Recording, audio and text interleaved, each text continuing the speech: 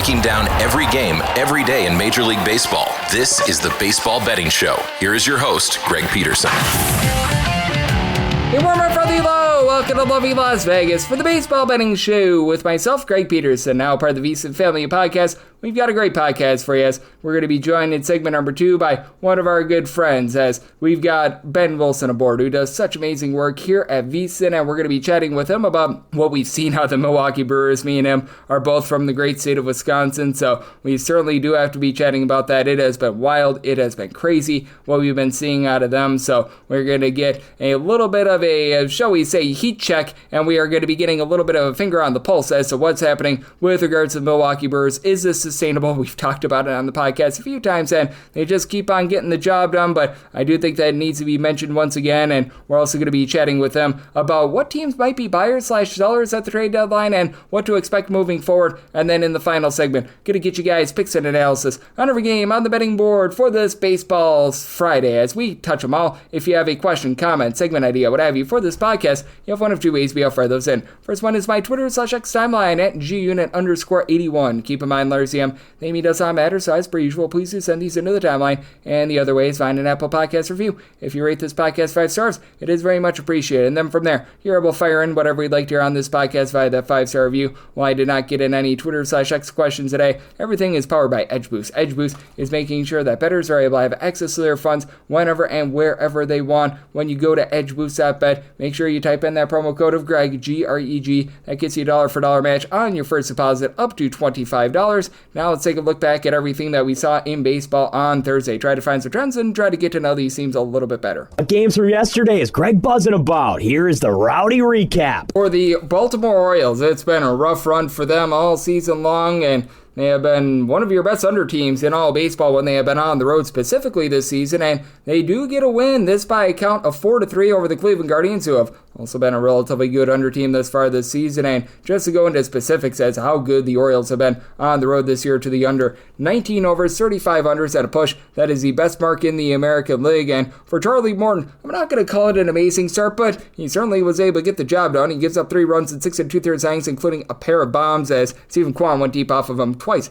7 1/8 home runs of the season. Logan Allen, 4 runs allowed in 6 1/3 innings. Eric Sabrowski, Matthew Festa, they both give you an out of the bullpen, and Jacob Junis and Kobe Allard, they both give you a scoreless inning. For Baltimore, Sir Anthony Dominguez, Gregory Soto, they both give you a scoreless inning, and Chris Martin gave you an out of the bullpen scoreless. For the Slam Diego Padres, they do get slammed by the St. Louis Cardinals, 9-7 the final. As for Yu Darvish, 8 runs allowed in 3 1/3 innings, including a pair of bombs. Going deep for St. Louis, Mr. Wilson Contreras, 14th home run season, and Brendan Donovan, his 9th of Honorera, a little bit later on off of Wandy Peralta, his 9th home run season. Peralta allows that solo home run in 1 1/3 innings. Yuki Matsui, 4 outs out of the bullpen scoreless, and Jeremiah Estrada and Kyle Hart, they both give you a scoreless inning. Meanwhile, for St. Louis, Sonny Gray wasn't much better, 7 runs, 6 of which were earned in 5 innings, and he gave up a pair of home runs. Manny Machado, 19th home run season, and Fernando Tatis Jr., his 17th. Meanwhile, you did have Ryan Elsley, Phil Matone, both supply a scoreless inning, and then Jojo Romero, Riley O'Brien. They piecemeal together a combined 2 scoreless innings. For Jason Alexander, there was nothing funny about this. He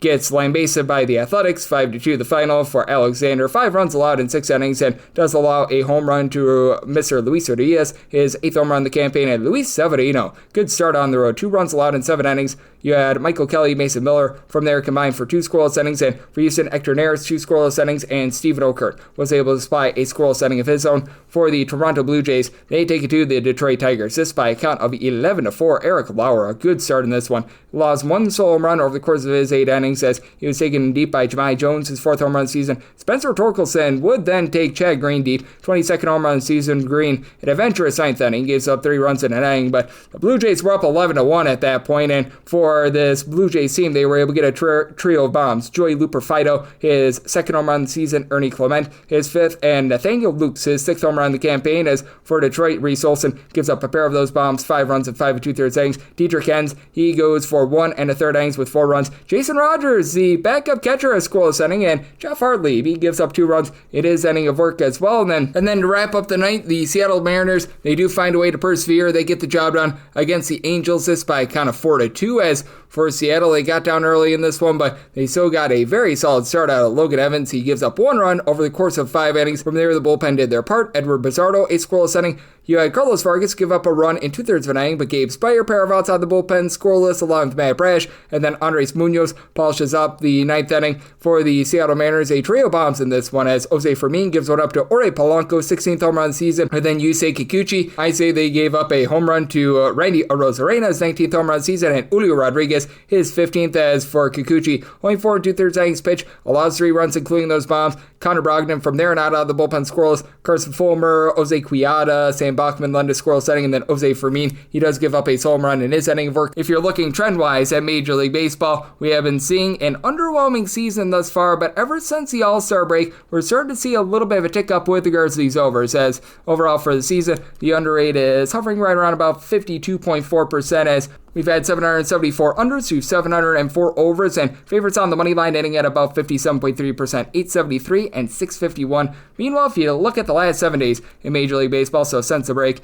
favorites hitting at less than 50%, 44 and 48 on the money line, with the under rate being just below 50%, 44 overs, 43 unders, and I believe that we have had 5 pushes along the way as well. So that's what we're seeing in baseball right now, and that's what we got in a relatively small Thursday slate of baseball. And coming up next, how about if we do dive in with our good friend Ben Wilson, talk about the Brewers, the trade deadline, and so much more right here on the Baseball Betting Show with myself, Greg Peterson, now part of the VSIN Family Podcast.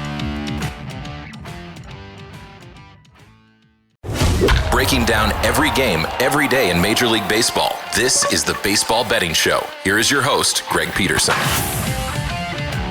And we're back here in lovely Las Vegas for the Baseball Betting Show with myself, Greg Peterson, now part of the VSIN Family Podcast. Always great to be joined by this man, as we've got Ben Wilson aboard. He does such a tremendous job taking a look at this great game of baseball here at VSIN. Additionally, I know that he is doing an incredible job with his play-by-play work, whether that be over there with the Indoor Football League, whether that be college basketball, college baseball, tennis, you name it, he does it. He's been doing some late-night shows over here at VSIN. Just really a 5-tool player here at the network. You're able to follow him on Twitter, /X, at Ben, his first name, an underscore, and then his last name, Wilson, and another underscore, and then the number 1 altogether. And Ben, it's always a pleasure, my friend. Thank you. Hey, absolutely, Greg. I mean, I feel like every time I come on, we talk about if the Brewers can sustain what they're doing, and we keep expressing skepticism, and now here they are. So I think we're definitely due to continue to talk negatively about them as a sort of reverse jinx here for the rest of the year. Absolutely. And how about if we do that once again? Because I just still take a look at this, and my goodness, with the Milwaukee Brewers, I'm loving what I'm seeing, but they're in the bottom 6 in the big leagues in terms of home runs on a per at-bat basis. And I mean, it has been wild what we have seen out of this team thus far this season, but somehow, some way, they just keep going out there, getting the job done. Winners of 40 out of their last 56 games. Well, and I think part of it too, we focus so much on the lack of hard contacts. It's especially this world now of sabermetrically driven statistical profiles that you go off of.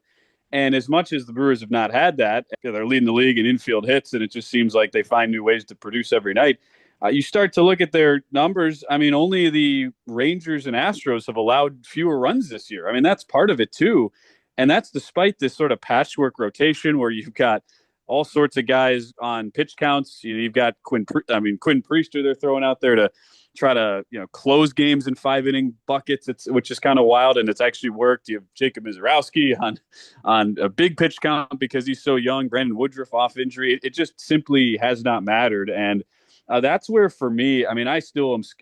My skepticism, I think, Greg, has transitioned from in-season skepticism to now it's more just postseason skepticism because we've seen what's happened in the playoffs, and I'm just not sure. Like, are they going to let Jacob Mizorowski even pitch when we get to October? Where's Brandon Woodruff going to be at? How much of the workload will catch up to Freddie Peralta, who's been really throwing a ton of innings and a lot of high stress, high leverage innings at that. That's, I think, now where I'm more skeptical, but I'm at least at this point a believer that we aren't going to see a huge drop off over the final 60 games here. I mean, I don't know what else you want to see from the first 102 out of Milwaukee. Yeah, it's been wild what we have seen out of the Brewers, and they've been able to do a tremendous job of just finding a way to get the job done. I think that that's the best way of being able to put it. And for the Brewers, they do have themselves a series coming up as the Miami Marlins, who have been so hot recently. And for the Miami Marlins, it has been a team that has been able to play a lot of spoiler here recently. It is going to be Freddie Peralta on the bump on Friday, and then I know that next week we've got the Brewers with some big series against the Chicago Cubs as well. How do you take a look at the Brewers going into the series against Miami and then getting set for what is going to be a big series next week against the Chicago Cubs?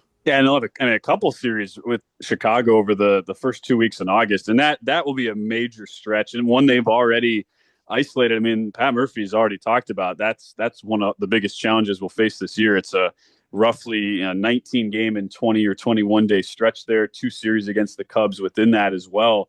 The series with Miami, I mean, we just saw them go down there and really struggled with runners in scoring position for the most part, something the Brewers have been great at. What's sort of funny, this game Friday, it's sort of the rarely seen, like 3 p.m. local start on a Friday, which you only usually see if it's opening day. But we've got the great Brewers Alumni Home Run Derby, which I wish we had betting odds on. Yeah. When you have some of the greats of yesteryear celebrating 25 years of Miller Park, now American Family Field. I'm in sort of that spot where, Miami, the one guy I was really high on pitching wise was Sandy Alcantara coming into the year. And he's probably been the most disappointing pitcher in the rotation. And yet here Miami is. It's not like they're going to be buyers, but they've certainly been live enough to be a team that you have to pay attention to. I mean, 6.5 back right now with the Padres for that final wild card spot. So with Peralta, how short he tends to go in starts, I don't know that I want to lay a premium. And I think now the market is finally starting to say, okay, in some of these matchups for Milwaukee, they've been getting bet on by a lot of casual bettors with the hot streak. You're going to have to pay. I mean, is minus 240 overnight really what you want to be laying for this Brewer team? As great as they've been, as much as we've been talking about them, and they're also not the kind of team that you feel like being comfortable winning by margin, right? They're not a team that I'd be wanting to look at a lot of run lines on, especially at home. They're just so good grinding out wins, doing the little things well. So most likely this particular series probably going to be a stay away. I mean, I'm looking at them, minus 105 even on the run line. So not getting much value there. A team I more want to look at when they're underdogs, right? And when they're facing the Cubs, when they're facing the Dodgers, in situations like that, where you can still get a good price and still get them in spots where the market still isn't necessarily buying on them in those specific matchups. I think that is so well said with this Milwaukee Brewers team. It's so hard to be able to lay run lines on them, even though the bullpen has been very much improved. And I think that's been a big reason why the Brewers have been able to have this surge recently. The bullpen was just so rough at the beginning part of the season, and having these guys like Abner Uribe, Trevor McGill and company step up after Yopai and Elvis Figueroa were so good for them last year. They just went completely down the toilet bowl. I think that has been absolutely massive for this unit. Yeah, and the fact that, I mean, Piamps hasn't even been, involved whatsoever. I mean, he had the rough start to the year, and the fact that they've really committed to Abner Uribe and how good he has become, and it's always seems like they're able to get a situational lefty, and the fact that Jared Koenig has turned into not only that, but a guy who actually can give them a little bit of length too, and can be effective against righties as well, is just massive. And that's not even without mentioning Trevor McGill, who's been a bona fide all-star, and whose numbers are better than Devin Williams, who we certainly thought would be a huge sort of void to try and replace when he left for New York in the offseason. So that's where I look at it and still feel like, now we've gotten the 100-game sample size. I don't know that this whole discussion we had earlier about, okay, automatic regression setting in, I don't think that happens in the regular season. I just still would be, and I think the way to bet it too, Greg, there's going to be a stretch where they have a dip here. They're not going to keep winning every 12 out of every 13 games.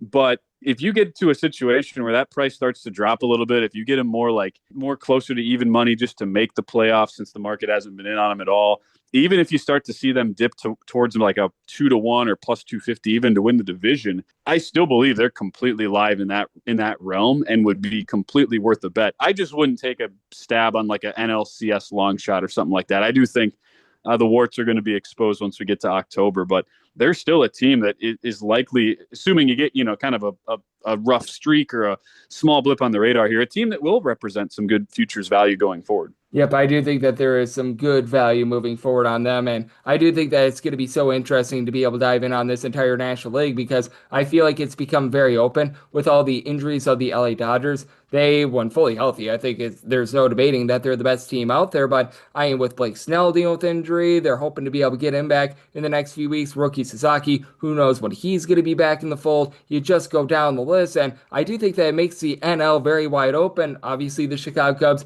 are out there lurking, those NL East teams as well. I just look at the entire league in general right now, and I do think that it's a little bit of a mismatch, and just any team that's able to get in the playoffs, I think could be lethal. Well, and I think we're also looking now at this whole idea, now that we've had the third wild card, right, for a few years, of trying to figure out, okay, it's always sort of been, ever since that introduction of, teams kind of like in a hybrid role of they're not really going all in buying. They're also not really selling. I also wonder now that we've seen the reality of how hard that is to come out of that, especially that third specific wild card spot. And I think, ironically, San Diego is the one team who's sitting in that third wild card spot. It's probably the most positively equipped to actually make a deep playoff run from that position. But I start to think, a team like St. Louis, who just had the infamy of getting shut out at the Rockies a couple days ago, St. Louis is sitting here 3.5 back, 52-51. That traditionally would have always been a spot, Greg, where you'd at least have seen them buy to a certain degree, maybe not go all in and be buyers. But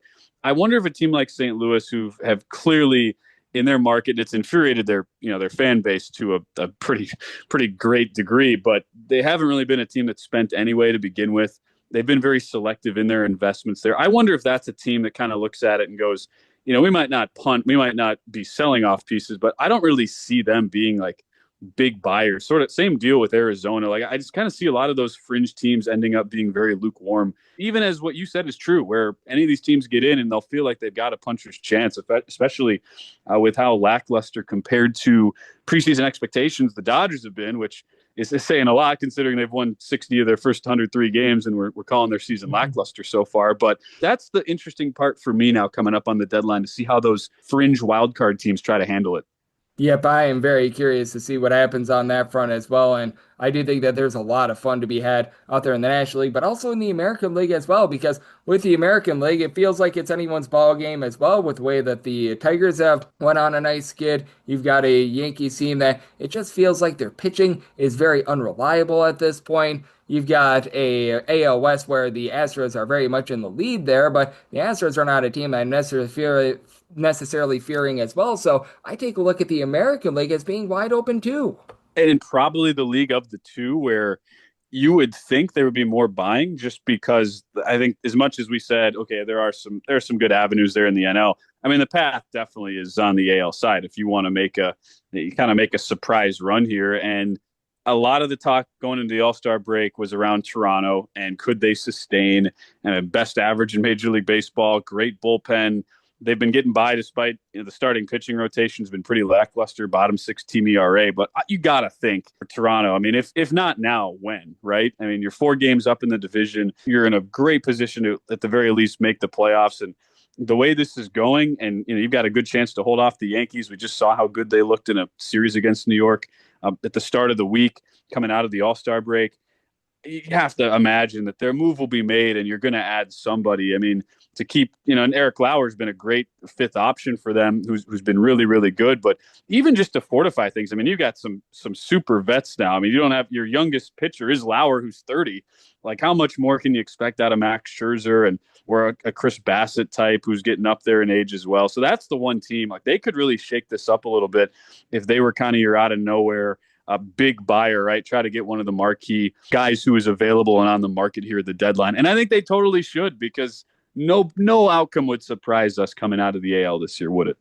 No outcome really would. The Boston Red Sox, who you mentioned, they've been able to pick it up a little bit, so I've been liking what I've been seeing there, but it is such an interesting landscape in the American League, in the National League, and I think that the big intrigue right now is the Arizona Diamondbacks, because it looks like they're going to be sellers. They dropped that series against the Astros, and whether or not they do sell, I think could really be what defines what we see here in the rest of the season and into the postseason. Yeah, could ain't right. You think about some of the guys they have, like, could we see one of their main guys, and could that be like even some of the pitchers who have been a little more lackluster this year? We've talked a lot about Brandon Pfaadt hasn't had a great year. Eduardo Rodriguez, his numbers are way off. Kind of wonder, like, doesn't Zach Gallen still have something in the tank? Is he really a over 5.50 ERA pitcher? Those are guys I list right off the top, where as much as, Merrill Kelly, I don't think is going to be somebody on the table, even though he is a super veteran now at this point, still super elite for Arizona.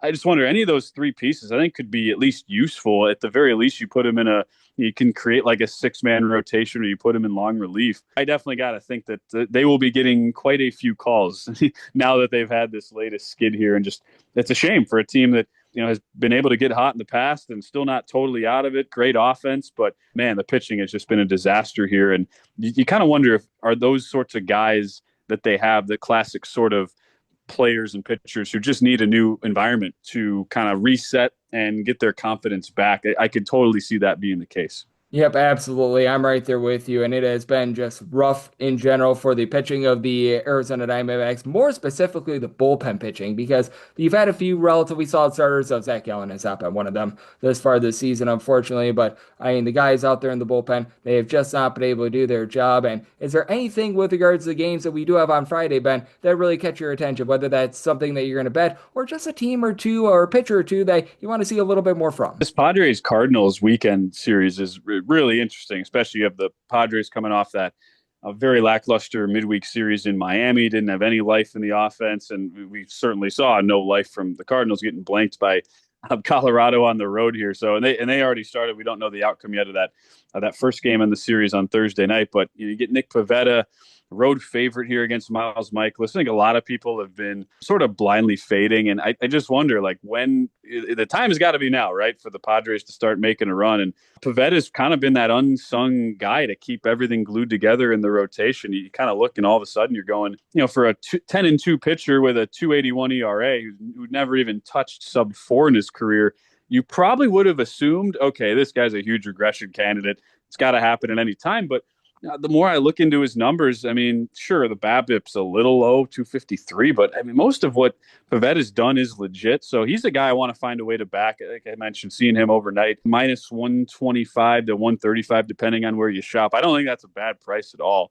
And a Padre team that is kind of playing possum a little bit. They did this last year and then started to get hot post All-Star break, post-deadline. And you certainly know, I mean, the Mike Schilt return to St. Louis, all the bad blood there.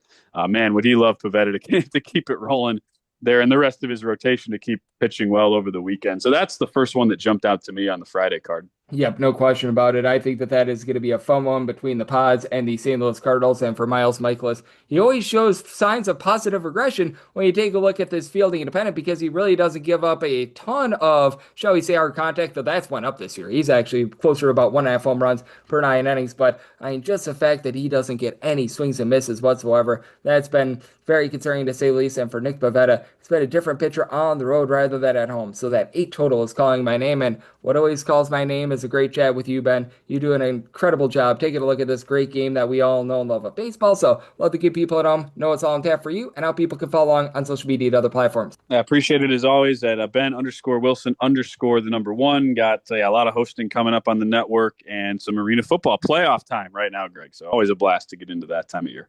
Oh, it always is. And Ben, he does an amazing job taking a look at this great game that we all know and love of baseball. And every single time he joins me, learns such great insights. So big thanks to Ben for joining me on the Baseball Betting Show, now part of the VSIN Family Podcast. And coming up next, it is that time of the podcast. I give you picks and analysis on every game on the betting board for this Baseball Friday as we touch them all. Breaking down every game, every day in Major League Baseball. This is the Baseball Betting Show. Here is your host, Greg Peterson.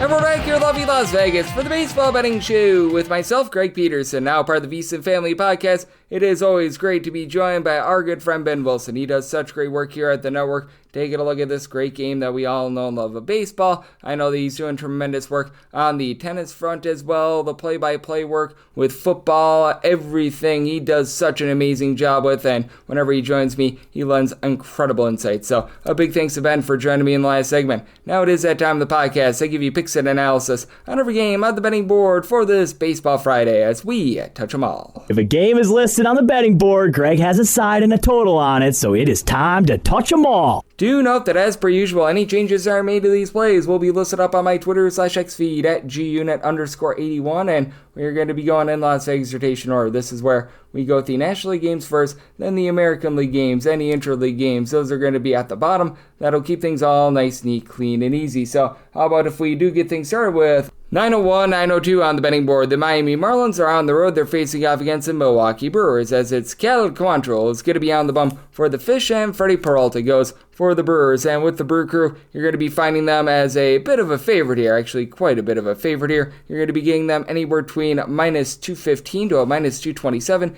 Meanwhile, between plus 183 to a plus 193, the number on Miami, it is the total. The over is minus 120 and the under is even. And I did set the Brew Crew at a minus 218 on the money line. I was willing to lay up to a minus 110 on the run line. Right now, I'm seeing that at a minus 108, so I'm going to be willing to roll with it. For the Brewers, it's been certainly a really great run for them recently, and for Freddie Peralta, I do think that he's doing for a little bit of regression, but time and time again, he's just gone out there and gotten the job done, even though it's high for a lot of players. This is pretty much a career low for him, 9.4 strikeouts per 9 innings. He's posting up to 85 ERA. The 366 fielding dependent is a little bit concerning, and he was hit around a little bit by the Dodgers, giving up 4 runs there, but as we know, the LA Dodgers, that's a little bit of a different animal, and for Cal Quantrill, it certainly has been a up and down season for him, to say the least. A 5.24 ERA and posting up a 4.23 fielding dependent as he's giving up 1.2 home runs and 2.5 walks per 9 innings. And with Quantrill, he's backed up by a bullpen that actually has been very recently good.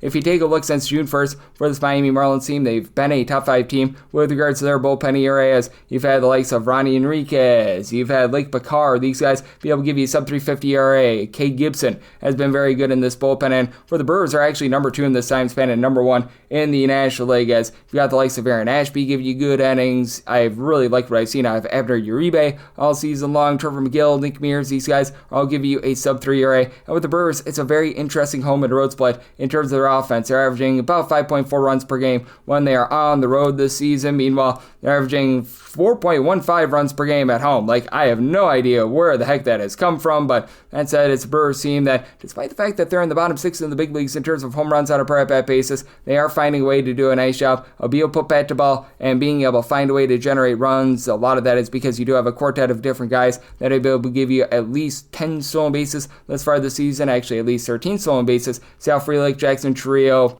Bryce Turang, and Christian Yelich, and Yelich has been able to lead the way. He's supplying the team with 19 home runs, and for Chourio, he doesn't necessarily have the world's greatest on-base percentage, but he has been able to do a nice job being able to ball out the deep ball as well. One of just 4 guys on the roster who has north of 7 home runs this far this season, as he's been able to give you 16 of them. Rhys Hoskins, 12 home runs, a 340 on base, and just lots of guys in general that have been able to move the line. Hoskins, William Contreras, Turang, Frelick, Isaac Collins, all these guys give you north of 340 on base. And then for the Miami Marlins, also one of these teams that does not have a lot of power, to say the least, as Kyle Stowers has been giving you north of 20 home runs this season. He's been able to do a great job there. You've got Augustin Ramirez, who does a solid job being able to put bat to ball with 14 home runs, and then Otto Lopez has 11 home runs, but it's a lot of a just contact sort of team. 360 on base for Xavier Edwards. You've got Kyle Stowers give you about a 375 on base. Liam Hicks, he's been able to give you about a 367 on base as well. So these guys have been very interesting. They've done a nice job in terms of just being able to move the line, find a way on base. And for the Miami Marlins, they are much like the Milwaukee Brewers, doing a much better job of being able to generate offense away from home rather than at home. Over 4.9 runs per game away from home, about 3.66 runs per game at home. So very interesting circumstance here. I am going to be willing to lay up to a minus 110 on this Brewers run line, and I did set my total to 8.3. I just don't have a lot of faith in Cal Quantrill, so looking at that over and looking at the Brewers run line. 903, 904 on the betting board. The Ears and the Diamondbacks are going to be on the road against the Pittsburgh Pirates, as Mike Burrows goes for the Buccos, Ryan Nelson goes for Arizona, and Arizona is between a minus 117 to a minus 125 favorite, and between plus 101 to a plus 110. Then around Pittsburgh at 9 is the total, over and under both at minus 110. And for the Diamondbacks, I did set them at a minus 127 on the money line. I'm going to be willing to lay it with them. For Ryan Nelson, he's been able to do a solid job for Arizona. He just goes out there and simply just does his job. 3.52 ERA, 1 home run, and 2.8 walks allowed per 9 innings. He isn't doing anything flashy, but he's just going out there doing a solid job, and he gets a face-off against the Pittsburgh Pirates lineup that, well, it has been less than tremendous, to say the least, with them, as you've got 3 guys with over 4 home runs on this roster. It is July 25th, ladies and gentlemen. Brian Reynolds has been able to hit 10 home runs, O'Neal Cruz 16 bombs, but he's full of a cavalcade of different guys that are just hitting at 220 or lower. He, along with Henry Rodriguez, Alexander Canario, Jared Trollo, all these guys are not reaching base. We've had Adam Frazier be solid when he's been out there, and Andrew McCutchen, 335 on base. He's been able to give the team 9 home runs. runs thus far this season, but it has been overall very rough for this team, to say the least. And for the Pittsburgh Pirates, the bullpen has been relatively solid. Chase Shogert has regressed a little bit, but you've had the likes of a David Benner, your closer, be really improved from the beginning part of the season. He, Dennis Santana, have been able to give you a 3 or lower ERA. You have had Caleb Ferguson be a little bit brutal for this team recently, but it is a bullpen that is very much improved. And then you take a look at what you're getting on the other side, and it has been very much up and down, to say the least, with the Arizona Diamondbacks. It's looking like they're going to be sellers at the trade deadline, and much of it is because you just don't have much of a bullpen. Juan Murillo, Kyle Bacchus, guys like this are just simply not getting the job done. You've had Shelby Miller be really good in this bullpen. He's supplying a sub-3 ERA, but really past that, you don't have any reliable options in the bullpen. But you've got Eugenio Suarez, who is going to get a king's ransom in the trade market, as he's been just so hot. He's up to a 325 on base, 37 plus home runs this season. Since coming off the injury list, Corbin Carroll has had some difficulty as he's stuck on 21 home runs. It's been a little bit of a slog for him, but I do think that for the Diamondbacks, you're going to be able to have a lot of guys find a way to move the line and get on base. And even though Josh Naylor did get traded, so that was a little bit less than tremendous for the Diamondbacks on Thursday. Geraldo Perdomo has been supplying a 380 on base. Ketel Marte, he's getting a home run every about 13 at bats. He's up to a 390 on base, so I've been loving what he's been able to provide. And when it comes to the Diamondbacks, I do think that they slug their way to victory against a guy, Mike Burrows, who has been better recently. 2 runs or fewer allowed in 4 out of his last 5 starts, getting 9.5 strikeouts per 9 innings, but has been allowing as well 1.6 home runs per 9 innings. I did set my total at 8.3. Simply just don't think that the Pirates are able to do their part with this total, so I'm going to be in on the under, and I'm going to be in on the Diamondbacks up to a minus 126 on that money line. 905, 906 on the card. The Slam Diego Padres are on the road against the St. Louis Cardinals, as Miles Michaelis goes for St. Louis and Nick Pivetta is on the bump for the Padres. Padres are finding themselves between minus 122 to minus 135 favorites, and between plus 104 to plus 115 is that number on St. Louis. 8 is the total. The over is minus 115, and the under is minus 105. And for Miles Michaelis and company, I did set the St. Louis Cardinals as a underdog of a plus 117, so we shall see where this line is going to be moving a little bit more moving forward. But that said, I'm right now seeing the Padres more in that high 120s range, and I do think that when it's all said and done, I should be able to get the Cardinals more around a plus 117 on the money line. And if you do take a look at that initial FanDuel opener with regards to the run line, you'd only be getting a plus 126 on the San Diego Padres. I would need closer to about a plus 140 there. And when it comes to Nick Pivetta, it's been a case where he has been a completely different pitcher when he has been at home rather than on the road, as San Diego is one of the most pitcher-friendly ballparks that you're going to find in all baseball. He's posting up overall for the season a 281 ERA, 9.9 strikeouts to 1 home run allowed per 9 innings, and comes in really rolling. He has given up 2 earned runs over the course of his last 5 appearances, so he has been amazing there, but a lot of that success has been coming when he has been in San Diego. In San Diego this year, he is posting a 207 ERA. He's been giving up less than 0.7 home runs per 9 innings, and then on the road, he's been giving up closer to about 1.5 home runs per 9 innings. So a very clear and big night and day difference there. And then for Miles Michaelis, guy just gives up a lot of general contact. Like when you take a look at the fielding independent numbers, because he doesn't really walk anyone, you always think, oh, Miles Michaelis is doing for quite a bit of positivity. But that said, he's got a 5.20 ERA because he's only getting about 6.4 strikeouts per 9 innings. His fielding independent is more around a 4.72 as he's been giving up a little bit more contact this year. 1.6 home runs allowed per 9 innings. He has given up 5+ runs in 3 out of his last 4 games. Now the good news is he faces off against a San Diego Padres team that has actually been really rough with their offense on the road. They are third worst in the National League in terms of runs per game away from home with 3.8. Gavin Sheets, Manny Machado, and Fernando Tatis Jr. have done a nice job being able to supply offense and being able to give this team boom.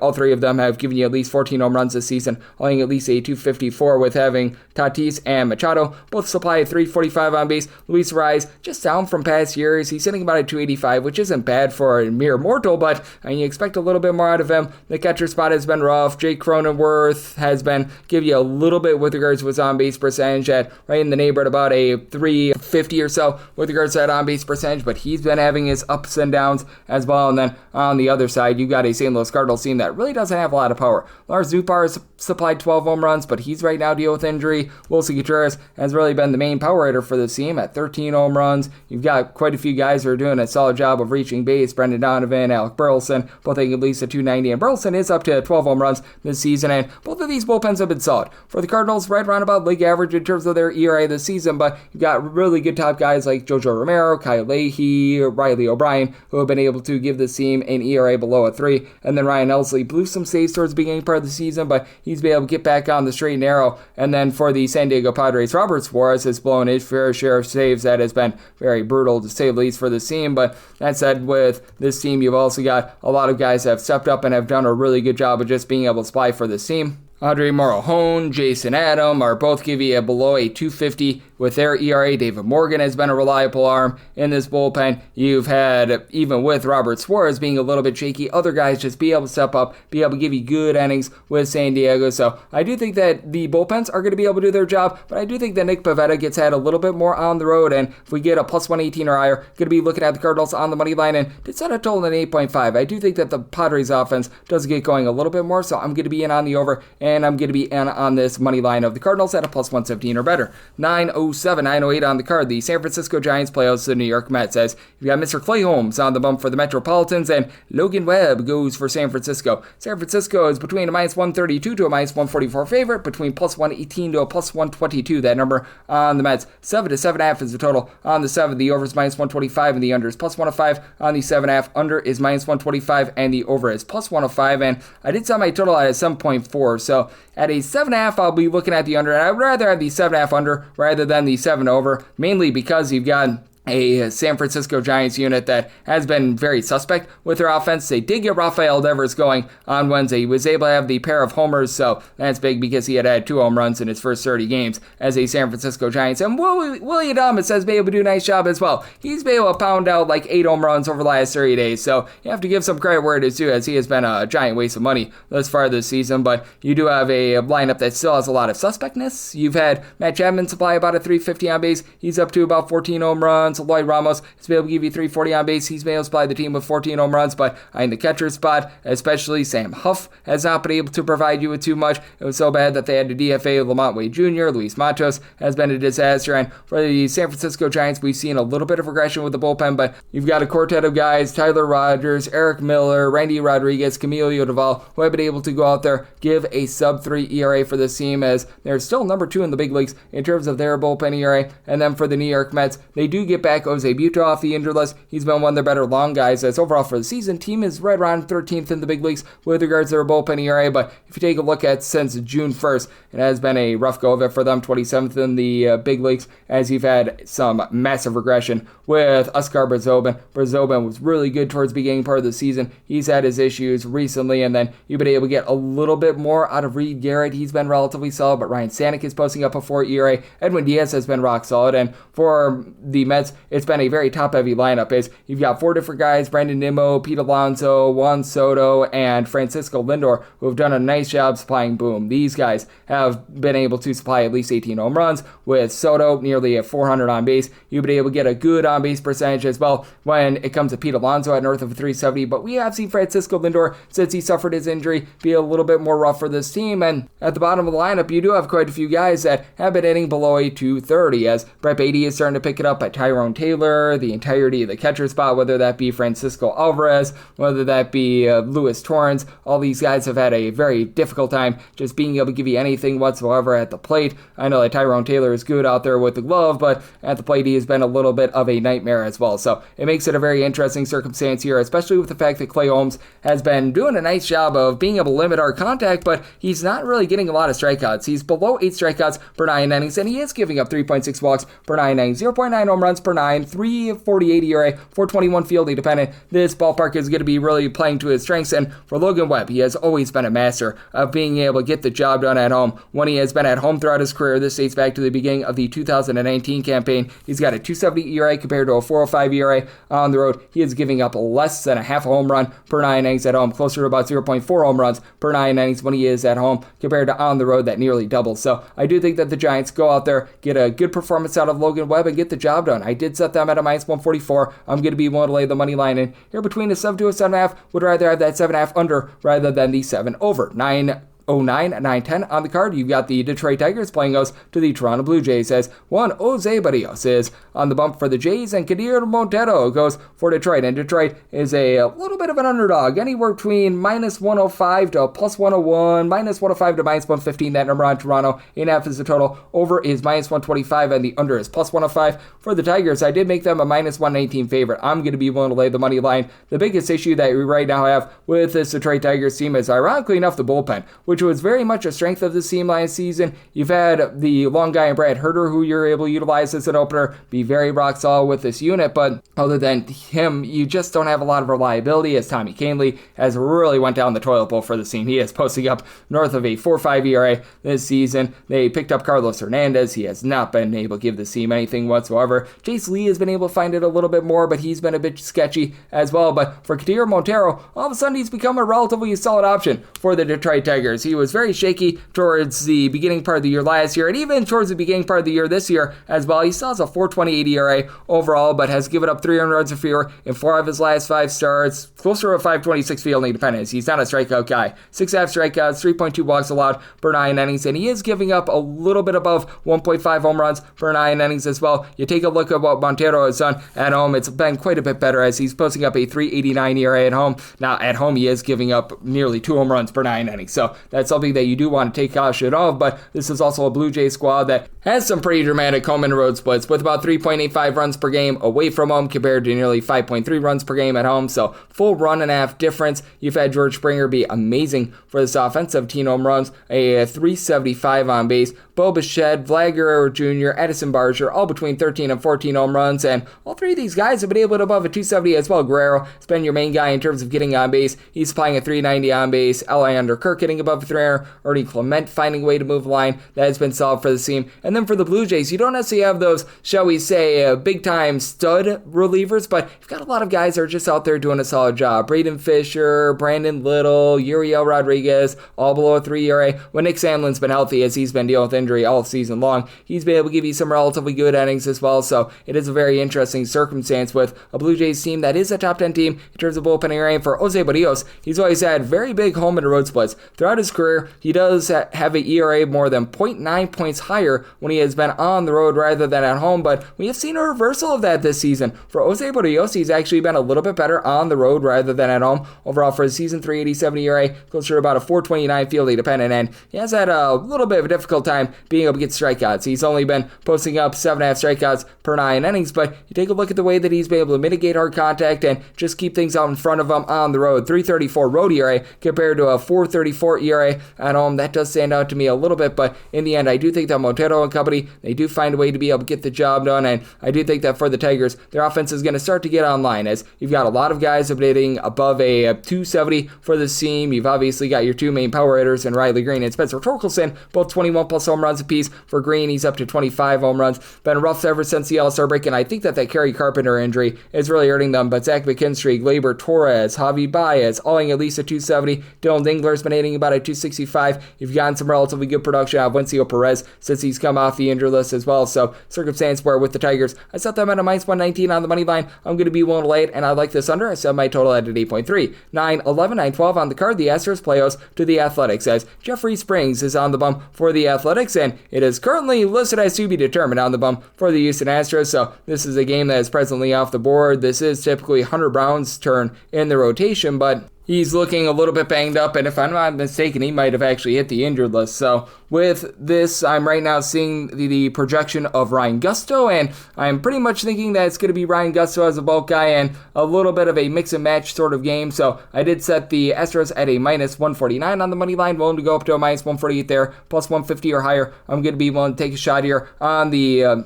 Athletics, and then made a total of an 8.8, so 8.5 or less. I'm going to be in on the over, a 9 or higher, the under. When it comes to Ryan Gusto, he's probably going to be able to give you like 4, maybe even 5 innings. He's been pitching in long relief for much of the season, but he was at one point a starter, and he was, when he was a full-time starter, able to go 5+ innings. He's been doing a lot of just 1 inning quick stints. The last time he really had a bulk appearance was on the 11th of July, so might be a little bit out of form there, as he's been doing a little bit of everything for the team. A 404 fielding dependent Bennett for Gusto, 9 strikeouts to 3 walks per 9 innings, so has been relatively solid there. And then for Jeffrey Springs, he's been a much better pitcher when he has been on the road rather than at home. He's been much like a lot of these Sacramento A's pitchers this season, as Sacramento has just been a house of horrors for pitching all season long. As for Springs, when he has been at home this season, he's posting up a 4.27 ERA, and at home he's given up over 1.7 home runs per 9 innings. On the road, closer to about 1 home run per 9 innings and a 4.11 ERA. Not necessarily a quantum difference, but you know what, he's been a little bit better there. And he's backed up by a lineup that has been relatively solid for the Athletics this season. You've had Nick Kurtz be able to give you a home run every 12 at-bats, and he's hitting above a 250. Tyler Soderstrom, Brent Rooker have been the main 2 power bats for this unit, as Rooker is right now supplying 21 home runs. He's up to about a 350 with his on base. Tyler Soderstrom more about a 330 on base with 18 home runs. Lawrence Butler moves the line, 16 stolen bases, 14 home runs along Shea Langoliers. Langoliers not hitting for a ton of average. He's up to about a 245 for his standards. That's pretty solid. The issue that you've got with the Athletics is this bullpen, as you've had a pair of guys in Michael Kelly and Sean Newcomb give you an ERA below a 350. Mason Miller is getting back to being about a 4 in terms of his ERA, but past that it has just been all sorts of awful for so many of these guys, as you've had the likes of Tyler Ferguson, the new long guy in Oswaldo Beto was a failed starter earlier in the season. You've had just so many guys mix and match, not be able to do a great job in this bullpen whatsoever. There's not a lot of trustworthiness with Grant Holman and company. And then you've got a flip side Houston Astros team that's been a top 5 team with regards to their bullpen ERA. The Bryants, Brian King, Brian Abreu have been supplying a sub-3 ERA. Josh Hader is looking like the Josh Hader of old. Stephen O'Kurt has had a few shaky starts recently along with Bennett Sosa, but these guys are still giving you a below 325 ERA. And then Isaac Paredes, 19 home runs with a 350 on base. Jose Altuve is back up to 17 home runs. He's doing a great job of being able to get on base. He's hitting above a 270. You could use Christian Walker, Yunier Diaz to give you a little bit more in their on-base percentages. Both of these guys below 300 on base, but both have been able to give you 13 home runs as well. You've had Cade Smith not necessarily supply a lot of power, but he's been able to do a good job finding a way to be able to get on base as well. So I do like this circumstance for the Astros, and I did price them as a team that I think should be a pretty good size favorite. I'm willing to lay up to a minus 148 on the money line, plus 134 or better. We'll look at the run line as well, and then a plus 150 or higher. Looking at the Athletics, 8.5 or less. I'm in on the over, a 9 or higher. The under, 9-13, 9-14 on the card. The Royals, they're going to be playing us to the Cleveland Guardians, as Gavin Williams goes for the Guards, and Michael Wacha, and if he has a bad start, it's the dying Pac-Man voice of Michael Wacha, Wacha, Wacha, Wacha, Wacha, ch-ch. He goes for the Royals, and Royals do find themselves as a bit of a favorite here, anywhere between minus 115 to minus 120, minus 102 to plus 105 is that number on Cleveland. 8.5 is the total. The over and the under are both at minus 110, and with the Royals, I set them at a minus 133. I'm going to be one to lay. Gavin Williams just is giving out too many walks for me to have too much faith in him, as for Gavin Williams, it has been a season where he's not necessarily posted up the world's worst ERA. He's below a 4 there, and he's not giving up a ton of hard contact. For Gavin Williams, 3.54 ERA, giving up 1 home run per 9 innings, but the 5 walks per 9 innings has been an issue. It does give you a bit over 9 strikeouts per 9 innings, and to his credit, 300 runs or fewer allowed in 4 of his last 5 starts. But for Michael Wacha, he's just much more of a steady pitcher, even though he's not a guy that's going to blow you away. He's been posting up about 6.8 strikeouts per 9 innings, but less than a home run allowed per 9 innings, 2.7 walks allowed per 9. Did have that rough stretch towards the back half of June into early July where he gave up 3+ runs in 3 straight starts, but last 2 starts against the Mets and the Miami Marlins, he's given up a combined 2 runs, so liking what I'm seeing there. And then you've got a Royals lineup that is starting to find it all of a sudden. Bobby Witt Jr., Salvador Perez, Vinny Pasquantino, all with at least 15 home runs. For Witt Jr., he's hitting above a 285. For Perez, it was a really brutal stretch for him, but here in the month of July, he's honestly been one of the hottest hitters in all of baseball. He's actually now up to 18 home runs this season. If you just take a look at the month of July, he has pounded out 9 home runs and is hitting at 368. Vinny Pasquantino, 5 bombs here in the month of July, so it is an offense that's starting to come alive a little bit more. Now the young guys have still had their issues. John Rave, Jack Caglione, Nick Lofton. These guys overall for the season hitting at 225 or lower. And we have seen some issues with Lucas Erceg, Carlos Estevez. These 2 guys have been a little bit less than reliable towards back half of games, but they're still giving you a sub-3 ERA. The injury to Daniel Lynch in the bullpen has been hurting them a little bit, but Steven Cruz has done a nice job of being able to give this team an ERA below a 325. You've had John Schreiber be able to lend some good innings as well. And then for the Guardians, this bullpen has been able to rise up quite a bit, even with having Hunter Gaddis posting up above a 350 ERA. Eric Zabrowski coming off the injured list, being able to give you a sub-2 ERA. You've had Emmanuel Clase look like the Emmanuel Clase of old recently. You've been able to get some good production out of Cade Smith. So these guys are rock solid, but then you've got so many guys in this lineup that are just not giving you anything whatsoever. It's a very top-heavy lineup as Jose Ramirez is pounding out the deep ball with 19-plus home runs. He's been really doing a nice job finding a way to move the line with north of a 375 on base. But I mean, outside of Stephen Kwan, who's been hitting about a 285 to 290 at the leadoff spot, just have a lot of guys that are dead bats for the team. I have a lot of guys hitting a 223 or lower. Will Wilson, Kyle Manzardo, Nolan Jones. You've got John Kenzie Noel, Brian Rocchio, Austin Hedges, David Fry. Just so many guys that are not doing a great job. Even Bo Naylor has been able to give you some power, but he has not been able to move the line. And to the credit of Kyle Manzardo, he has been able to give this team 15 home runs this season. But in the end, I do think that the Royals find a way to be able to persevere, get the job done. Set them at a minus 133, so I like the money line. And a pair of teams are in the bottom 7 in the big leagues in terms of runs per game. Semi-total at a 7.8, so I'm going to be in on this total under as well. 915, 916 on the card. The Angels, who play us, the Seattle Mariners, says you got Brian Wu saying woohoo to another start, and Jose Soriano is on the bump for the Angels. Angels are an underdog of between plus 104 to a plus 108, between minus 120 to minus 126 is this number on the Seattle Mariners. 8.5 is the total. Under is minus 115, and the over is minus 105. And when it comes to Seattle, set them at a minus 133 on the money line. I'm going to be willing to lay it for Jose Soriano. He's got some of the more demonstrative home and road splits that you're going to find in all of baseball, and they're not the home and road splits that you would expect, because for Soriano, he's actually been significantly better when he's been away from home rather than when he's been at home. For Soriano, he gave up his first home run on the road, I believe 2 starts ago, actually last start against the Philadelphia Phillies. So I mean, he has been really doing a nice job mowing them down there. A sub-3 ERA when he is on the road. At home, this balloons up to an ERA that is touching 5.65. He has been not giving up the deep ball too much at home, only about 0.7 home runs per 9 innings, but on the road that goes down to a 2.48. Meanwhile, for Brian Wu, he does a great job of just keeping things out in front of him and not creating the little errors. 2.91 ERA. He's only been giving up 1.6 walks and 1.2 home runs per 9 innings, so closer to a 3.53 fielding dependent in abstract cuts per 9 innings, and is backed up by a bullpen where the top guys have been very good. You've had Matt Brash, Andres Munoz, both supply a sub-3 ERA. Gabe Spire, Edward Brazardo, these guys have been able to do a tremendous job in relief as well. And for Seattle, you've got a lineup that has been just absolutely raking on the road. 5.4 runs per game entering into the series. That is number 1 in the American League, as you've got big jumper Cal Raleigh just absolutely supplying with regards to the deep ball. 39 home runs this season. He and J.P. Crawford both above a 365 on base. And then you've got Julio Rodriguez, Ori Polanco, both hitting in that neighborhood about a 252 to 255, 14 to 15 home runs apiece. Randy Arozarena, 18 home runs with over a 350 on base as well. Ben Williamson doesn't really hit for any sort of power, but I mean, he does a nice job of being able to find a way on base. And then for the LA Angels, it's an all or nothing team. Bottom 4 in the big leagues in terms of their on base percentage at home, but you've been able to get a lot of power out of these guys, as Mike Trout has been able to give you 18 home runs, still hitting below a 245, but that's been coming back to him. You've had Joe Adell be able to do a nice job in terms of finding a way on as well, over a 315 on base with his 19 home runs. Logan O'Hoppe, very happy about the 18 home runs, not so happy about the 270 on base. Taylor Ward, 23 home runs. He's hovering right around about 300 on base, but Luis Renifo, a sub 275 on base with 4 home runs. You're just expecting a little bit more there. And for the LA Angels, Brock and Roll Burke and Kenley Jansen are now below a 355 with their ERA, but these guys that have been coming out of the bullpen outside of those two have just been rough, as you've got the likes of Carson Fulmer, Reed Detmers. They were throwing out there Rafael Montero for a little bit of time. Like, man, you've had a lot of guys that are just completely washed up, not giving anything whatsoever. They just had to throw Jake Eater as a bulk guy a few days ago. He's posting up well north of 5 ERA.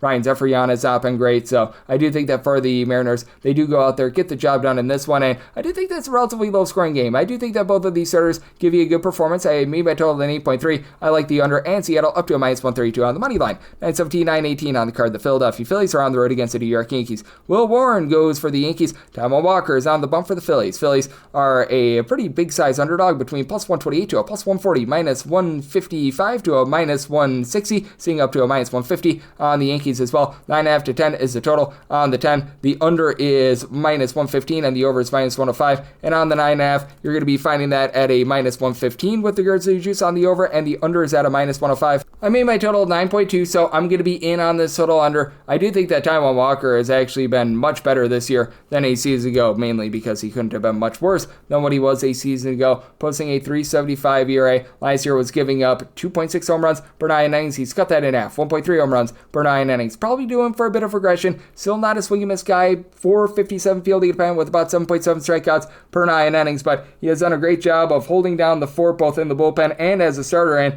actually as a starter, he's been just a little bit better than when he's been coming out of the bullpen this season, as in the role of a starter, he's been providing an ERA that is more around about a 3.77, but is giving up just 1 home run per 9 innings. Coming out of the bullpen, he's got a 3.71 ERA, but also has given up 4 home runs in 17 innings, so he has been giving up the deep ball quite a bit there. And then for Will Warren, he is doing actually for a ton of positivity if you look at the fielding dependent numbers, 4.91 ERA, but a 3.66 fielding dependent, 10.5 strikeouts per 9 innings. Now he just gives up a lot of doubles contact. He's not really giving up bombs and big giant home runs, but he has given up a combined 15 runs over the course of his last 4 starts, going 5 2/3 innings or fewer in every one of those starts. So he's got a lot of concerns. And for this New York Yankees bullpen, it's a case where Uriel De Los Santos was really emerging for this bullpen. He's on the injured list. Luke Weaver is starting to look like the Luke Weaver of old, so that's been impactful for them. You've been able to get some good innings as well out of Tim Hill. He's been able to give you a 3 ERA, but still you've got a lot of shakiness with the likes of Mark Leiter Jr., Jonathan Loaizaga in the bullpen. But for the New York Yankees, I do think that they're going to be able to do a nice job in terms of being able to pound the ball as they have been able to do so really over the last month or so. They have put up at least 5 runs in all but 5 out of their last 20 games, as you've got Aaron Judge being able to give you an over 450 on base, 36 home runs, but you just have a bunch of guys that are hovering in that neighborhood about 14 to 18 home runs. Cody Bellinger, Ben Rice, Jazz Chisholm, these guys have done a nice job there. Even Austin Wells has been able to give you 14 plus home runs, albeit he's not really moving the line, but you've got Cody Bellinger, who's been able to about a 280. Jazz Chisholm, he's up to above a 340 on base as well, after he was a little bit shaky prior to going on the injured list earlier on during the season. And the Philadelphia Phillies have their same bullpen issues. Orion Kirkering is pretty much the only man in this bullpen that has been able to give you a sub-3 ERA. Seth Johnson has not been too reliable for them. You do have Matt Strahm, who's looked much better recently after he had a lot of shakiness to begin the season. As for Mr. Strahm, he's down to about a 3.05 ERA along with Max Laser, but you've also had the likes of a Jordan Romano just not be great for the team. Joe Ross, both of these guys above a 5 with their ERA. But for the Philadelphia Phillies, you do have a offense that does a nice job in terms of just finding a way on base. Kyle Schwarber has been pretty much a main form of offense, 34 home runs, 376 on base, and then a quartet of guys between 11 and 14 home runs. Bryce Harper, Max Kepler, Trey Turner, and Nick Castellanos. Other than Kepler, you've got all these guys hitting above a 269 for this team, very nice. And for Turner, 25 stolen bases. You've even had some good production out of Armando Sosa, who's been able to hit about a 265 as well, and for Harper, about a 375 on base. So it's an interesting circumstance. I do think that both of these pitchers are getting dogged a little bit. I know that it's Yankee Stadium, but I do think that you get a relatively good pitching matchup here in comparison to what they're expecting. So I did set a total here of a 9.2. I'm in on the under. And for the Philadelphia Phillies, I set them at a plus 137. Right now, in a lot of spots, you'll find that more in the neighborhood about a plus 135 or so. If we could get to a plus 137, and I'm seeing a plus 140 popping up right now, we'll take that money line to go along with the under. 919, 920 on the card. You've got the Colorado Rockies on the road against the Baltimore Orioles. Dean Kramer goes for Baltimore. Kyle Freeland is on the bump for Colorado. 9 is the total, over and under, both at minus 110. And for Baltimore, they are between minus 210 to minus 227 on the money line, and between plus 180 to plus 190 is that number on Colorado. I did set the Orioles at a minus 214 on the money line. If you're looking to lay run half, I was willing to go up to a minus 112 on this one, and right now that initial opener that I'm seeing is even money, so sign me up there. For Dean Kramer, he has been a whole heck of a lot better when he has been at home rather than when he has been on the road. As for Dean Kramer, when he has been on the road, it's been a case where he's been giving up way too much hard contact, but Dean Kramer has been able to keep things out in front of him in Baltimore. As we know, they changed around the ballpark dimensions a few seasons ago to be able to help out those pitchers, and he has been one of the main beneficiaries of it. As for Kramer, he's giving up at home only 1 home run per 9 innings, a 2 ERA, 5.37 ERA on the road, and on the road, closer to about 1.2 to 1.3 home runs per 9 innings, so not like a complete abject disaster, but certainly not what you want to be seeing there. And for Kyle Freeland, he just pitches to a lot of contact. It's not as if he's giving up a lot of walks or a lot of homers or anything like that, but the ball's just in play with him a lot in general. And for Kyle Freeland, that's been a big reason why he's been posting up that ERA that is currently hovering right around about a 519, 384 fielding dependent. So he's been able to do a great job on that front. And again, he's given up 0.9 home runs, 2.4 walks per 9 innings, but he just gives up a lot of hits in general, and he does face off against a lineup that has been very suspect with their offense, to say the least, with the Orioles. They've been much better, though, at home rather than on the road. If you look at this Orioles team, they're averaging 3.6 runs per game away from home. That is actually last in the American League. Meanwhile, they've been able to average about 4.6 runs per game at home. You just have a lot of guys in general for the Baltimore Orioles that are hovering between 10 to 14 home runs this season, as they've got 6 different guys who have eclipsed 10 home runs this season. Jackson Holliday, Ramon Laureano, Cedric Mullins, Gunnar Henderson, Ryan O'Hearn, Jordan Westberg, and Westberg has done that despite the fact that he's only played in 51 games this season, so he's made the most out of his opportunities. And for O'Hearn, north of a 370 on base, he's been able to do a nice job finding a way to be able to move the line and get on base, so like what he's been able to provide for the team. But you've also just had a lot of inconsistency with much of this lineup. Having Adley Rutschman on the injured list has been hurting them quite a bit, and then you've got a Colorado Rockies unit that has been very rocky with the way that they've been able to hit on the road, though they're above 500 post All-Star break, but still averaging 2.94 runs per game away from home. That is the second fewest out there in all of baseball. You've got a team that is dead last in the big leagues in on-base percentage when they are away from home. Hunter Goodman, over 10 home runs when he has been away from home. That's actually been massive for this unit because Orlando Arcia has not been what they were hoping for. Therio Estrada, when he's been out there, as he's been a guy that they picked up midseason, and he's been dealing with a little bit of injury. He's been able to find a way to be able to get on base, hitting for about a 284, but he landed back on the 10-day injury list. Might be able to come back within the next few weeks, but I don't expect a lot out of him. Kyle Farmer has been relatively miserable for the team, hitting about a 220, and then you just have a whole bunch of different guys. They're hitting a 215 or lower on the road. Ryan McMahon has some very demonstrative home and road splits. You just have not been able to get anything out of Mickey Moniak on the road as compared to at home, where he has been really raking for the team all season long. Jordan Beck is hitting a 293 for his on base when he's been on the road as well. And Brendan Doyle, .135 when he's been on the road as well. And this is a Rockies bullpen that has been very rocky as well. Victor Vodnik, Jake Bird are give you a sub-3 ERA, and you've been able to get some relatively good innings out of Juan Mejia recently as well, but Seth Alverson has been all over the place. He's posting up a 5 ERA. It has been a less than tremendous season for Tyler Kinley with nearly a 6 ERA. And then for the Orioles, they've had the same issues as Felix Bautista has been a really good closer with a sub-3 ERA. You've been able to get a bit of production as well when it comes to Keegan Aiken as a bit more of a long guy, but for this Baltimore Orioles unit, they've had a lot of guys that have just come out there. Matt Bowman, who's currently no longer with the team, Ynier Cano, Raithy Dominguez, Gregory Soto. These guys are all posting up an ERA that is above a 350. They just have not been able to do a good job of being able to get the job done, and they were one of the few teams that did play yesterday, but still, I do think that for the Orioles, they get a good start out of Kramer, and they get the job done. I set my total at 8.2, so I like the sign under and the Orioles on the run line. 921, 922 on the card. The Cincinnati Reds, and yes, we're on to Cincinnati. They play us to the Tampa Bay Rays. Zach Little hopes to come up big for the Rays, and Nick Martinez is going to be going for the Reds, and the Reds are finding themselves as a very slim underdog here, anywhere between even money to -105 and between -110 to a -115. That number on the Rays total is 9.5. The under is -115 and the over is -105. And for the Reds, I did set them at a -116 on the money line. I'm going to be willing to lay it with them. For Nick Martinez, he's been pitching to quite a bit of contact this year. There's no question about that, as he's been able to keep the walks down. He's still only giving up about 2.1 walks per 9 innings, but in a 473 ERA,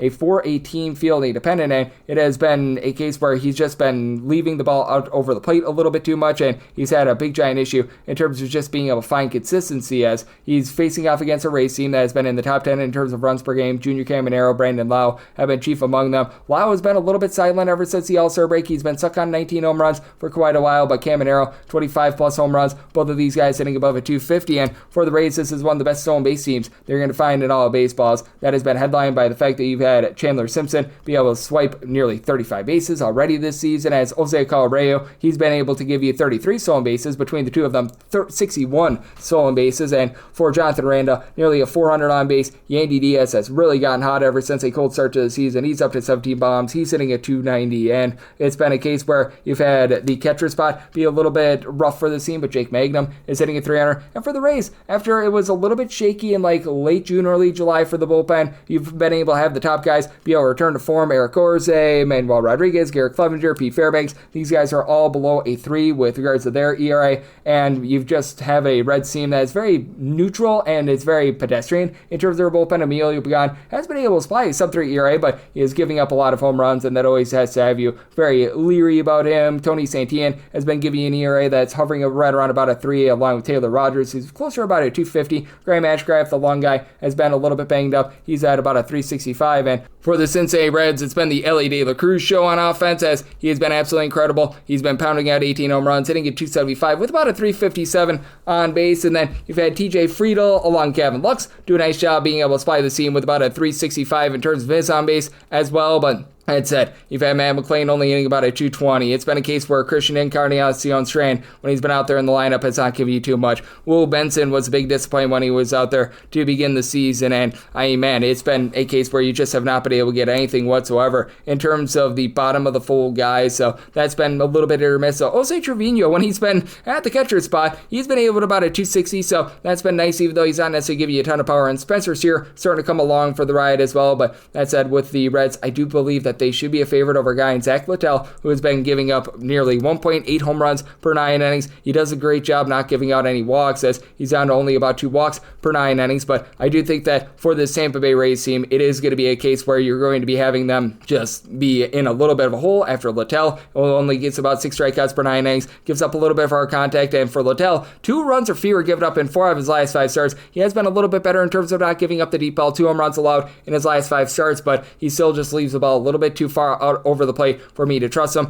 I am going to be in on the Reds money line, set them at a minus 116, and I'm going to be taking a shot on the under. I made my total 9.2. 923, 924 on the card. The LA Dodgers are on the road against the Boston Red Sox. Brian Bayo goes for the Sox. Emmett Sheehan goes for the Dodgers. 9.5 to 10 is the total on the 9.5. Over is minus 120. The under is even on the 10. The under is minus 118 to an over of minus 102, and minus 120 to minus 125. That number on the Dodgers. Even money to plus 110. That number on Boston, and with Boston, I did set them as a underdog in this spot of a plus 113. I would be willing to lay up to a minus 113 with the LA Dodgers. If you're looking to lay run half right now, the lone opener that I'm seeing is over at FanDuel. Right now you're getting about a plus 130, and I would have needed closer to about a plus 144 here. When it's all said and done, I do think that I'll probably be able to get that Red Sox plus money line, but with Brian Bayo, he's been really good for the Red Sox in just being able to keep the ball in the yard. He's been, over the last few years, very good at being able to just tame Fenway with that sinker ball and being able to keep things out in front of him. 3.2 walks, 1 home run allowed per 9 innings,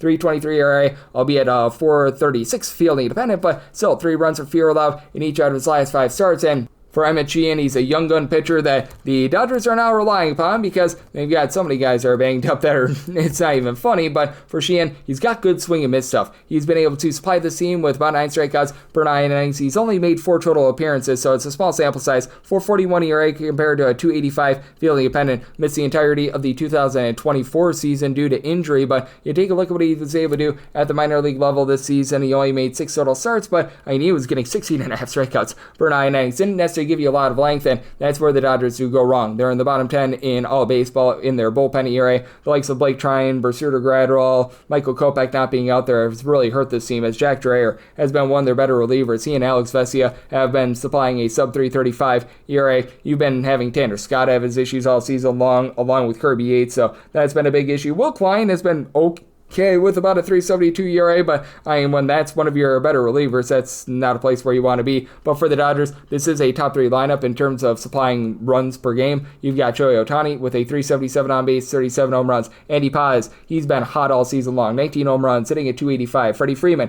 a 370 on base. Teoscar Hernandez, he's up to 14 home runs, and you've got a guy in Will Smith who's getting jiggy with it, north of 400 on base with 14 home runs. Max Muncy being on the injured list has hurt the team, along with just the ineffective play of Michael Conforto. But for the Boston Red Sox, even without Rafael Devers, they have still been able to maintain their good offensive punch. They've had Weiler Abreu be able to give the team 20 home runs this season, and for Boston, they're averaging 5.4 runs per game at home. That leads the American League. You've had really good guys in terms of just moving the line and being able to give you functional power, like Ceddanne Rafaela, Trevor Story. These 2 guys have combined for 29 home runs, and Story's outing above 250, albeit the on-base percentage has honestly been there. You've had Carlos Cervantes provide a 340 on base. The mix and match guys like like Abraham Toro, Rob Refsnyder, Rami Gonzalez, they've been able to about a 270 as well. Roman Anthony, since he's come up to the big leagues, hasn't provided a lot of power, but 370 on base. This is a Red Sox unit that does find themselves in the top 8 in terms of bullpen ERA as well. Aroldis Chapman did give up a run a few days ago, but 134 ERA with 13.5 strikeouts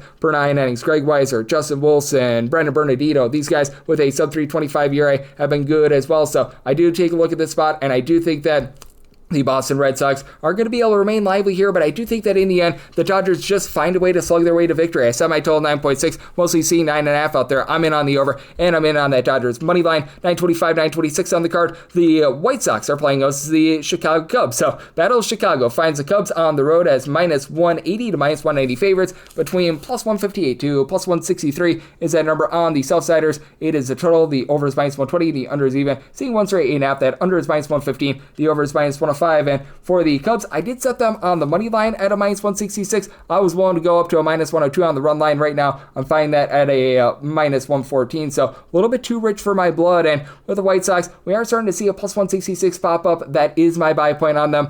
I do think that Adrian Hauser is doing for some regression because he's been pitching to quite a bit of contact, but you could say the exact same thing for Shota Imanaga. Imanaga has been doing a nice job of supplying a 2.40 ERA, but still, the 6.4 strikeouts per 9 innings and 1.3 home runs per 9 innings are very alarming. His fielding independence is darn near 2 points higher than his ERA at a 4.53, so very concerned there. And then you've got Adrian Hauser, who's been able to do a nice job just finding a way to be able to hold down the fort with a 1.89 ERA. Again, a guy who's only getting about 6.5 strikeouts per 9 innings. He's got a 3 fielding independent. He's been doing just an incredible job keeping the ball in the yard. 2 home runs allowed in 62 innings thus far this season, has allowed 3 earned runs or fewer in every one of his starts since he's joined the Chicago White Sox, and he does have to now face off against a Cubs team that ranks in the top 4 in the big leagues in terms of runs per game. Seiya Suzuki, Pete Armstrong, 26 plus home runs apiece. You've had Michael Busch be able to pound out 20 home runs. His on-base percentage is above a 375. You've had Kyle Tucker be able to give you 17 plus bombs, and he's up to north of a 370 on base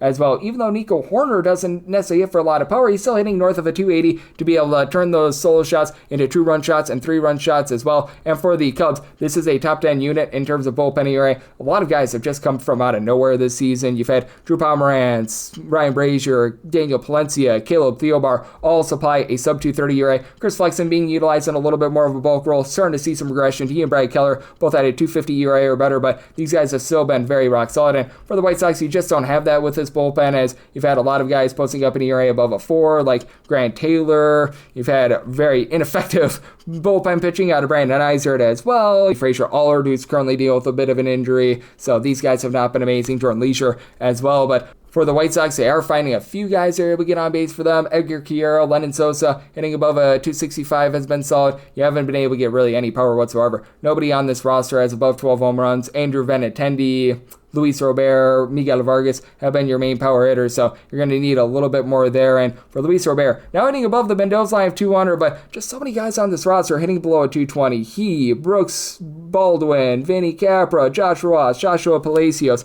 These guys just have not given you too much. Michael A. Taylor hitting exactly a 220, so that's a bit of a problem. But I do think that for Adrian Hauser, he's going to be able to go out there, give you a relatively good start. These are 2 pitch of contact guys, so I do think that both offenses get rolling in this one. I did set my total as a result at an 8.9. I like the over, and for the White Sox at a plus 166 or higher, I'm in on the money line. 927, 928 on the card. The Atlanta Braves are on the road against the Texas Rangers, as Nathan Eovaldi goes for the Rangers. Joey Wentz goes for Atlanta, and Atlanta does find themselves as a underdog of between plus 144 to a plus 155. Meanwhile, minus 170 to minus 175, that number on Texas. 8 is the total. The over is minus 115, and the under is minus 105, and I did set Texas on the money line at a minus 156. Right now, we're seeing a plus 155 on the Atlanta Braves. If we can get up to a plus 157, I'm going to be willing to take a shot. Now, for Joey Wentz, he began his career as a starter for the Detroit Tigers, transitioned into being a little bit of a bullpen piece, and he's sort of been bouncing around from team to team. He's out with the Atlanta Braves, began his season with the Pittsburgh Pirates, spent a little bit of time with the Minnesota Twins, and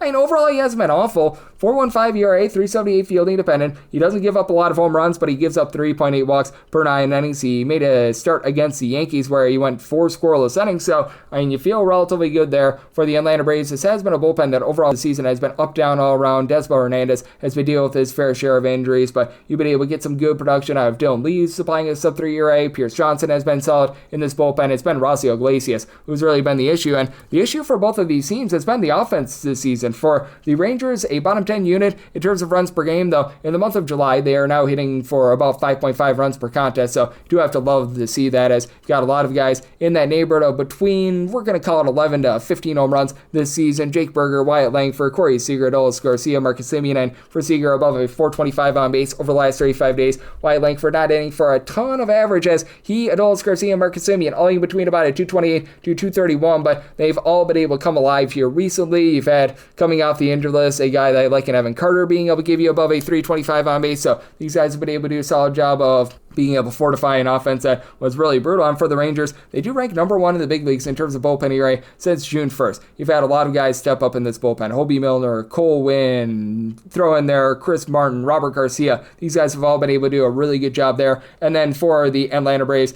it is an offense that has been in the bottom 8 in the big leagues in terms of runs per game, even with Ronald Acuna Jr. being able to give you 13 plus home runs, above a 425 on base. You've had Matt Olson providing a 360 plus on base. He's up to 18 home runs. Marcell Ozuna, double figure amount of bombs. He's been able to get on base as well with about a 360 on base, but it's Michael Harris and Ozzie Albies that are really killing the team. Both are providing a sub 285 on base. For Ozzie Albies, he's been able to give you a little bit more recently, and Michael Harris had a home run a few days ago, but still, you've got a guy in Harris who's giving you a 237 on base with 7 home runs. That's just not going to cut it. And then Nick Allen, 0 home runs, sitting at 230. You just didn't get a lot of Alex Verdugo when he was out there. Drake Baldwin has been nice, 353 on base, 11 home runs, but for the Braves, it just has been a mismatch, I think is the best way of putting it. And I do think that for the Rangers, Nathan Eovaldi is going to be able to go out there, give you a good start, but he's been sort of in and out of the rotation. He's been dealing with a few injuries, so I did have to downgrade him in this circumstance. As for Nathan Eovaldi, overall for the season, he's posting up an ERA of a 158. He's been getting 9.3 strikeouts and 1.4 walks per 9 innings, really holding the ball in the yard. 5 home runs allowed in 91 innings, but again, his last start was on the 13th of July, so I don't know what to expect there. So at a plus 157 or better, I'm going to be willing to take a shot on that Atlanta Braves money line, and I did set my total at 8.1. Both of these offenses have been a little bit improved recently, so I like the over to go along with that money line, and we're going to have things up with 929, 930 on the card. The Washington Nationals are on the road against the Minnesota Twins, as Zebby Matthews goes for Minnesota. Mackenzie Gore is going for the Nationals. Nationals are a very slim underdog here of anywhere between a plus 112 to a plus 120, anywhere between minus 130 to minus 137. Then over on Minnesota, 8 to 8.5 is the total. On the 8, the over is minus 120, the under is even. On the 8.5, the under is minus 115, and the over is minus 105. So that the Twins at just minus 102. I'm going to be willing to take a shot on the Washington Nationals. Nationals offense has been much better when they've been away from home rather than at home. This is the Nationals offense with less than 4 runs per game at home, nearly 4.7 runs per game away from home. As for the Nationals, they only have 2 guys on the roster that are currently healthy that have hit more than 3 home runs when they have been at home this season. Meanwhile, these guys come alive on the road. Like CJ Abrams has been able to 10 home runs on the road. He's hitting at 275 overall for the season. Nathaniel Lowe, 15 bombs. He's hitting for about a 225, so not really moving the line, but you've been able to have Ahmed Rosario do a nice job getting on base when he's been out there, as he's been a little bit banged up, but James Wood is a catalyst. 24 home runs, 375 on base. You've had Luis Garcia give you some relatively okay at-bats as well. The big issue that you do have with Washington Nationals is this bullpen. It has been all sorts of brutal this season, dead last in the big leagues in terms of bullpen ERAs. You've got so many guys that are above a 490 with their ERA. Jackson Rutledge, Jose Ferrer, Zach Brzezinski, Eduardo Salazar. So Mackenzie Gore does need to lend some length, and he's been much better this season. A 359 ERA, but closer to 3 fielding independent with 11.2 strikeouts allowed per 9 innings. He's only giving up about 1 home run per 9 innings as well. And I will say Brad Lord, Cole Henry, when they've been in the bullpen, as for Brad Lord, he's made a few starts. They've been relatively consistent as well. And for the Minnesota Twins, it's not like this has been some sort of amazing bullpen. Since June 1st, they are second worst in the big leagues with a 5.58 ERA. This despite the fact that you've got Danny Kalum, Yohan Duran, Louis Varland, all providing a sub 225 ERA. You just have had these long guys just not provide, along Griffin Jax. Jax has been absolutely terrible for the team, but Cole Sands is above a 4 ERA. Just have not been able to get good innings out of these mix and match guys. And for Zebby Matthews, he hasn't been able to lend a lot of length. It is 5 starts, 23 total innings. Strikeout numbers are good, 12 strikeouts per 9 innings, but he's also just been giving up way too many walks, as his walks per 9 rate is hovering in that neighborhood of 4. He's got a fielding independent that's sub 5, so he should be doing for a little bit of positivity. And you do have a Twins lineup that has had Byron Buxton going to really step up. 23 home runs, 350 on base. And Royce Lewis, since coming off the injury list, has been much better as well. He was miserable the first time around when they tried to send him off the injury list. He clearly was on himself. Now he's starting to move and groove. Ever since they took him off the injury list for Mr. Lewis, he's been able to supply this team with 3 home runs and is hitting darn near 300 here in the month of July. So you do like to see that. Willie Castro has been consistent in terms of getting on base with a 350 on base. He's up to a double-figure amount of homers. Says do have a lot of guys on this roster hitting for about 11 to 13 home runs. He's one of them. Trevor Larnach, Harrison Bader, Matt Wallner has only been hitting about a 210, and Cody Clemens. So you've been able to get a bit of production on that front, but I do think that with the Nationals, they get the better start here out of Mackenzie Gore. These are 2 high strikeout guys, but these are 2 guys that are relatively volatile as well with their pitching. So I did set a total of an 8.7. I like the over and the Washington Nationals money line. That'll wrap things up for the Friday edition of the Baseball Betting Show, now part of the VSiN Family Podcast. Big thanks to Ben Wilson. He does such amazing work here at the network. He joined me in the last segment. If you do like hearing from this fine podcast, Baseball Betting Show, you're able to subscribe wherever your podcasts, Apple Podcasts, Google Play, Spotify, Stitcher, and TuneIn. If you have a question, comment, segment idea, what have you for this podcast, you have one of 2 ways to be able to fire those in. First one is my Twitter/X timeline at gunit_81. Keep in mind, letters EM, name does not matter, so per usual, please do send these into the timeline. And the other way is find an Apple Podcast review. If you rate this podcast 5 stars, it is very much appreciated. And then from there, you're able to fire in whatever you'd like to hear on this podcast via that 5-star review. And I'm coming at you guys every single day throughout the baseball season, which means I'll be back with you guys once again tomorrow. Thank you.